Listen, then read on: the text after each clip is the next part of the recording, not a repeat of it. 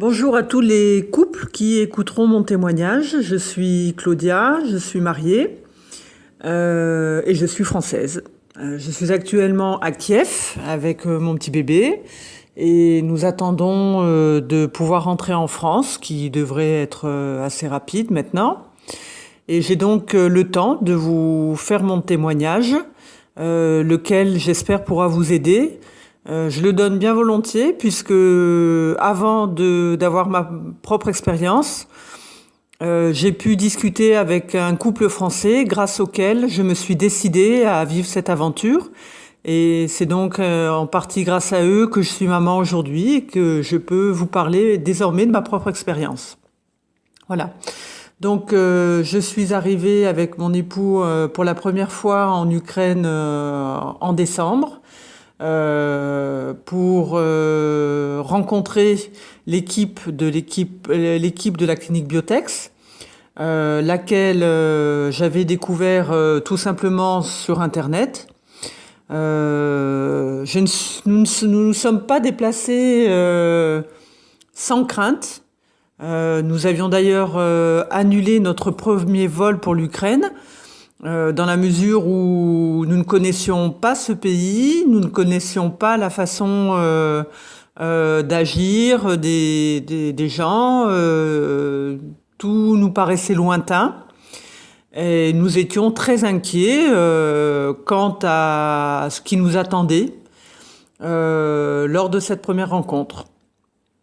C'est donc, comme je vous l'ai expliqué, un couple qui a très sympathiquement accepté de nous parler de son expérience, et c'est ce qui nous a décidé à entamer nos démarches auprès de la clinique.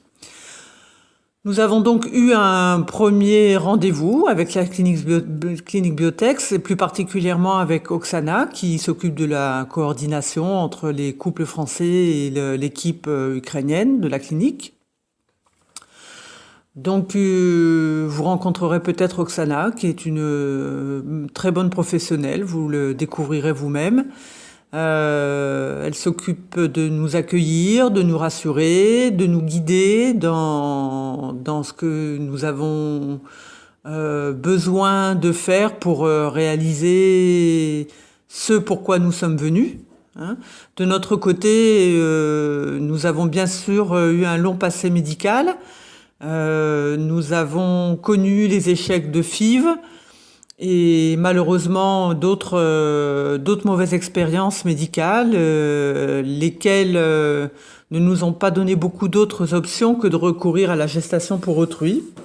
Ce vers quoi nous nous sommes tournés, en particulier vers l'Ukraine, parce que les coûts sont quand même beaucoup moins importants que ce que proposent les autres pays. Et le budget qu'il fallait y consacrer nous paraissait être beaucoup plus accessible en Ukraine.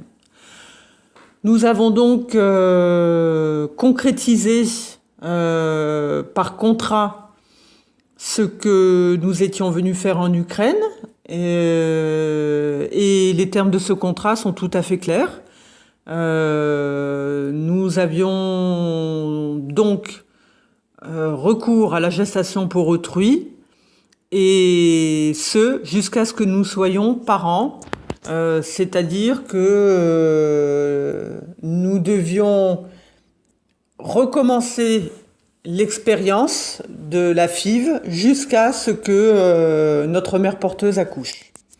Nous avons eu de la chance. Notre mère porteuse est tombée enceinte très rapidement, c'est-à-dire que nous sommes revenus en début d'année pour un transfert, et notre mère porteuse est tombée enceinte dès le premier transfert d'embryon.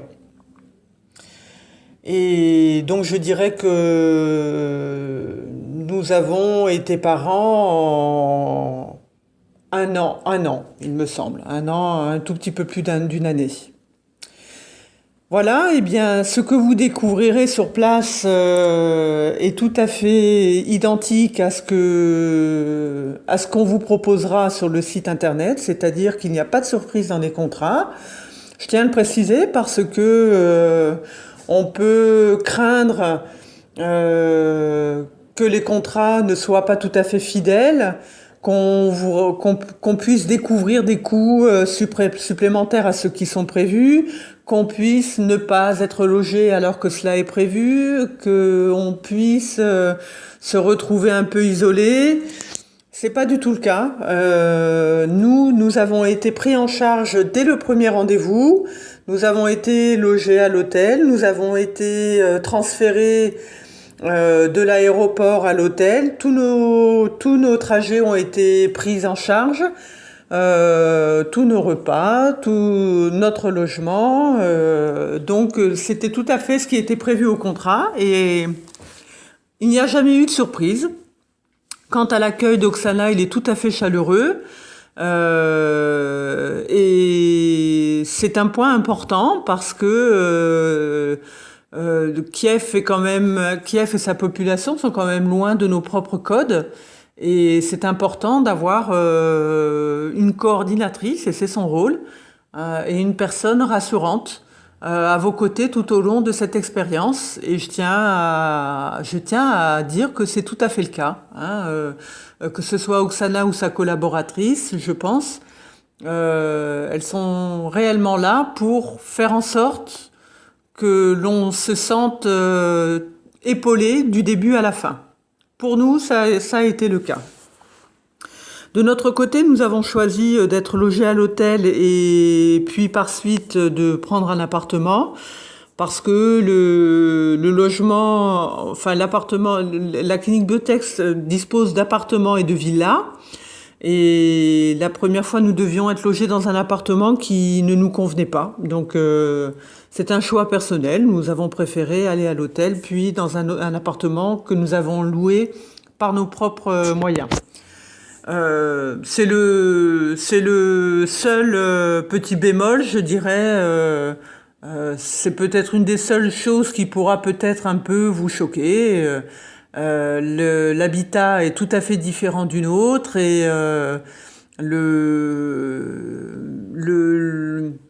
la façon d'organiser un appartement est très différente de ce que nous avons l'habitude de faire. Donc c'est vraiment, en ce qui nous concerne, je le répète, une appréciation tout à fait personnelle. Vous y sentirez peut-être tout à fait bien. Et nous avons fait un autre choix. Voilà. En ce qui concerne l'Ukraine, je dois rassurer bien sûr tous les futurs couples. Les médias se fixent sur une partie de l'Ukraine où effectivement se déroulent des faits assez graves. Quant à Kiev, je dois vous dire que la situation est tout à fait paisible. Il n'y a absolument aucun conflit à Kiev. Et nous avons été pour notre part présents lors des événements qui se sont déroulés sur la place Maïden. Et nous ne nous sommes jamais sentis en danger. Et je crois que c'est important de vous le préciser. Vous pouvez venir en toute quiétude. Les événements actuels ne se déroulent pas à Kiev.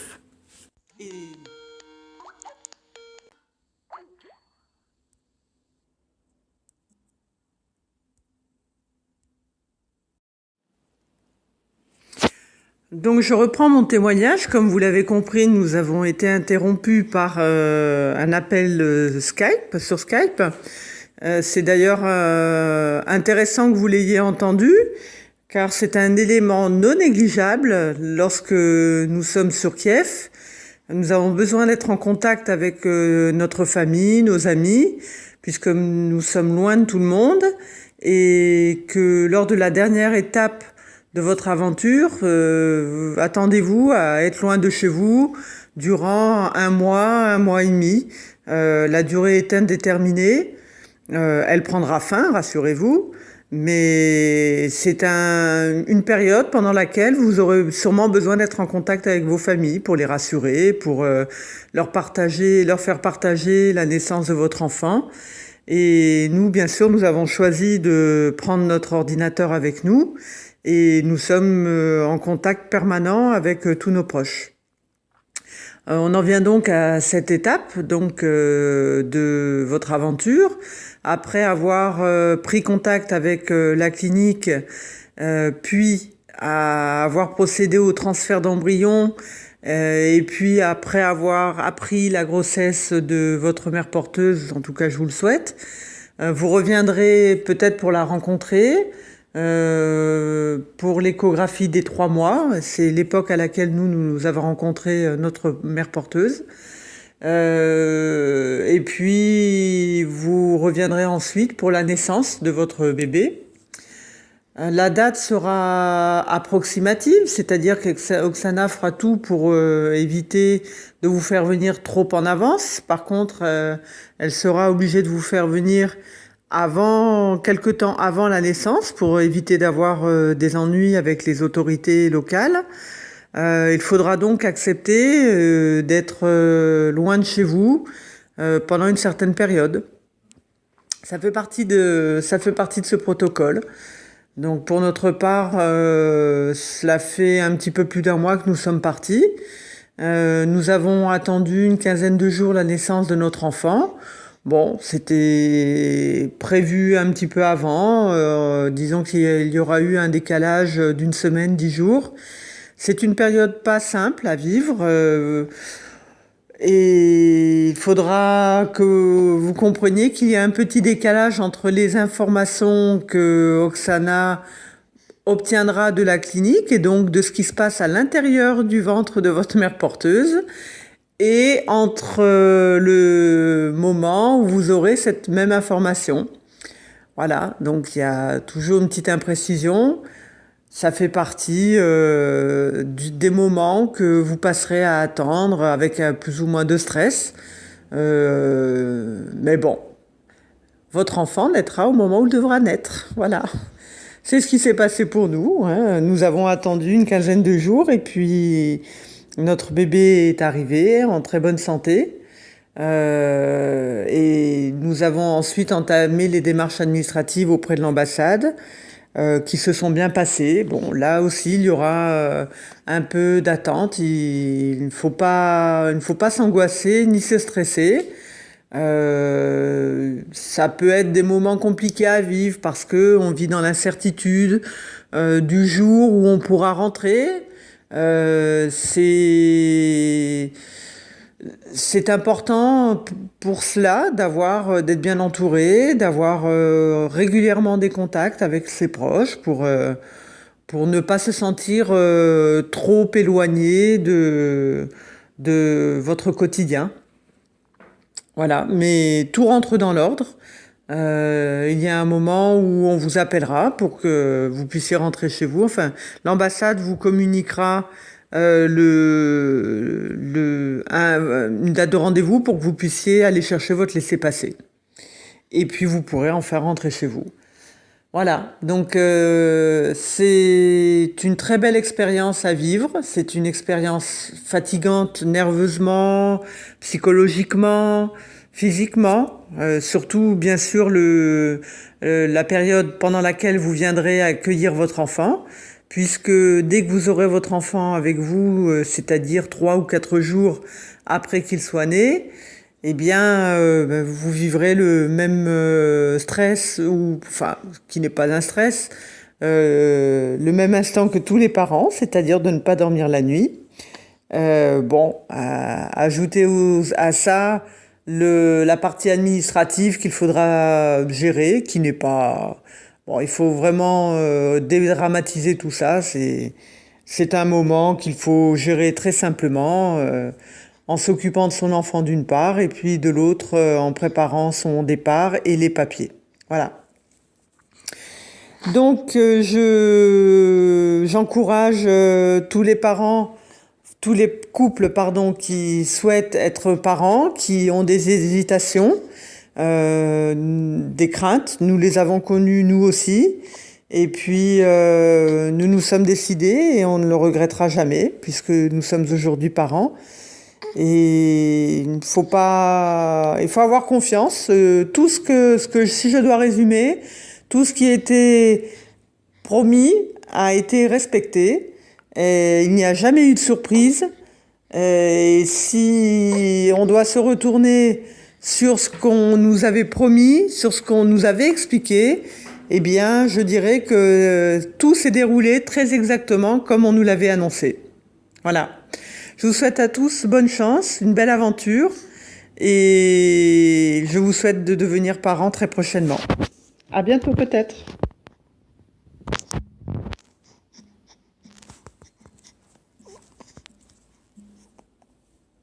Se déroulent des faits assez graves. Quant à Kiev, je dois vous dire que la situation est tout à fait paisible. Il n'y a absolument aucun conflit à Kiev. Et nous avons été pour notre part présents lors des événements qui se sont déroulés sur la place Maïden. Et nous ne nous sommes jamais sentis en danger. Et je crois que c'est important de vous le préciser. Vous pouvez venir en toute quiétude. Les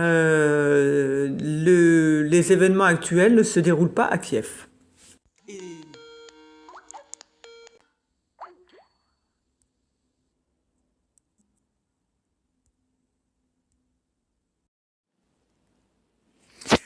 Donc je reprends mon témoignage. Comme vous l'avez compris, nous avons été interrompus par un appel Skype, sur Skype.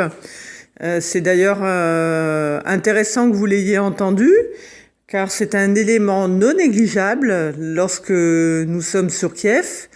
Nous avons besoin d'être en contact avec notre famille, nos amis, puisque nous sommes loin de tout le monde, et que lors de la dernière étape de votre aventure, attendez-vous à être loin de chez vous durant un mois et demi.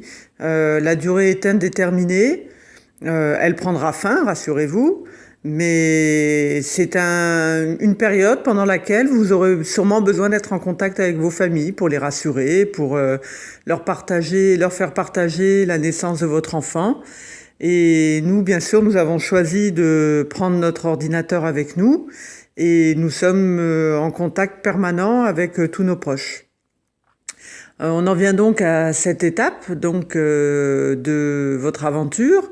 Après avoir pris contact avec la clinique, puis avoir procédé au transfert d'embryon, et puis après avoir appris la grossesse de votre mère porteuse, en tout cas je vous le souhaite, vous reviendrez peut-être pour la rencontrer, pour l'échographie des 3 mois. C'est l'époque à laquelle nous avons rencontré notre mère porteuse. Et puis vous reviendrez ensuite pour la naissance de votre bébé. La date sera approximative, c'est-à-dire qu'Oksana fera tout pour éviter de vous faire venir trop en côté. Nous avons bien sûr eu un long passé médical. Nous avons connu les échecs de FIV et malheureusement d'autres mauvaises expériences médicales, lesquelles ne nous ont pas donné beaucoup d'autres options que de recourir à la gestation pour autrui. Ce vers quoi nous nous sommes tournés, en particulier vers l'Ukraine, parce que les coûts sont quand même beaucoup moins importants que ce que proposent les autres pays. Et le budget qu'il fallait y consacrer nous paraissait être beaucoup plus accessible en Ukraine. Nous avons donc concrétisé par contrat ce que nous étions venus faire en Ukraine, et les termes de ce contrat sont tout à fait clairs. Nous avions donc recours à la gestation pour autrui, et ce jusqu'à ce que nous soyons parents, c'est-à-dire que nous devions recommencer l'expérience de la FIV jusqu'à ce que notre mère porteuse accouche. Nous avons eu de la chance. Notre mère porteuse est tombée enceinte très rapidement, c'est-à-dire que nous sommes revenus en début d'année pour un transfert. Et notre mère porteuse est tombée enceinte dès le premier transfert d'embryon. Et donc je dirais que nous avons été parents en un an, il me semble. Un an, un tout petit peu plus d'une année. Voilà, eh bien, ce que vous découvrirez sur place est tout à fait identique à ce qu'on vous proposera sur le site internet, c'est-à-dire qu'il n'y a pas de surprise dans les contrats. Je tiens à le préciser parce que on peut craindre que les contrats ne soient pas tout à fait fidèles, qu'on puisse découvrir des coûts supplémentaires à ceux qui sont prévus, qu'on puisse ne pas être logé alors que cela est prévu, qu'on puisse se retrouver un peu isolé. C'est pas du tout le cas. Nous, on avance. Par contre, elle sera obligée de vous faire venir quelque temps avant la naissance pour éviter d'avoir des ennuis avec les autorités locales. Il faudra donc accepter d'être loin de chez vous pendant une certaine période. Ça fait partie de ce protocole. Donc pour notre part, cela fait un petit peu plus d'un mois que nous sommes partis. Nous avons attendu une quinzaine de jours la naissance de notre enfant. Bon, c'était prévu un petit peu avant. Disons qu'il y aura eu un décalage d'une semaine, 10 jours. C'est une période pas simple à vivre. Et il faudra que vous compreniez qu'il y a un petit décalage entre les informations que Oksana obtiendra de la clinique et donc de ce qui se passe à l'intérieur du ventre de votre mère porteuse et entre le moment où vous aurez cette même information. Voilà, donc il y a toujours une petite imprécision. Ça fait partie des moments que vous passerez à attendre avec plus ou moins de stress. Mais bon, votre enfant naîtra au moment où il devra naître. Voilà. C'est ce qui s'est passé pour nous, hein. Nous avons attendu une quinzaine de jours et puis notre bébé est arrivé en très bonne santé. Et nous avons ensuite entamé les démarches administratives auprès de l'ambassade qui se sont bien passées. Bon, là aussi, il y aura un peu d'attente. Il ne faut pas s'angoisser ni se stresser. Ça peut être des moments compliqués à vivre parce que on vit dans l'incertitude du jour où on pourra rentrer. C'est important pour cela d'être bien entouré, d'avoir régulièrement des contacts avec ses proches pour ne pas se sentir trop éloigné de votre quotidien. Voilà, mais tout rentre dans l'ordre. Il y a un moment où on vous appellera pour que vous puissiez rentrer chez vous. Enfin, l'ambassade vous communiquera une date de rendez-vous pour que vous puissiez aller chercher votre laissez-passer. Et puis vous pourrez enfin rentrer chez vous. Voilà, donc c'est une très belle expérience à vivre. C'est une expérience où nous avons été pris en charge dès le premier rendez-vous. Nous avons été logés à l'hôtel. Nous avons été transférés de l'aéroport à l'hôtel. Tous nos trajets ont été pris en charge. Tous nos repas, tout notre logement. Donc c'était tout à fait ce qui était prévu au contrat. Et il n'y a jamais eu de surprise. Quant à l'accueil d'Oksana, il est tout à fait chaleureux. Et c'est un point important parce que Kiev et sa population sont quand même loin de nos propres codes. Et c'est important d'avoir une coordinatrice, et c'est son rôle, et une personne rassurante à vos côtés tout au long de cette expérience. Et je tiens à dire que c'est tout à fait le cas, hein, que ce soit Oksana ou sa collaboratrice, je pense. Elles sont réellement là pour faire en sorte que l'on se sente épaulé du début à la fin. Pour nous, ça a été le cas. De notre côté, nous avons choisi d'être logés à l'hôtel et puis par suite de prendre un appartement parce que le logement, enfin l'appartement, la clinique Biotex dispose d'appartements et de villas. Et la première fois, nous devions être logés dans un appartement qui ne nous convenait pas. Donc, c'est un choix personnel. Nous avons préféré aller à l'hôtel, puis dans un appartement que nous avons loué par nos propres moyens. C'est le seul petit bémol, je dirais. C'est peut-être une des seules choses qui pourra peut-être un peu vous choquer. L'habitat est tout à fait différent d'une autre et